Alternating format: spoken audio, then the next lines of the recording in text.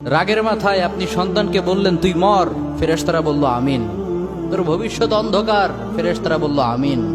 রেগে মেগে আপনি আপনার মেয়েকে বললেন জীবনেও তোর কপালে স্বামীর ভাত জুটবে না, ফেরেশতারা আবারও বলল আমিন।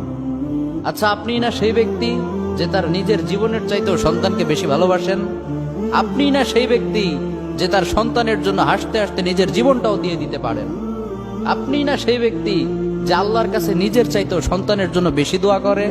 তাহলে কি করে নিজের হাতে নিজের সন্তানের এত বড় ক্ষতি করতে পারলেন? Doesn't make any sense. Common sense বলতে কিচ্ছু নাই আপনাদের? আপনারা কি জানেন না আপনাদের রাগের মাথায় বদদোয়া করাগুলো ফেরেশতারা আমিন বলে?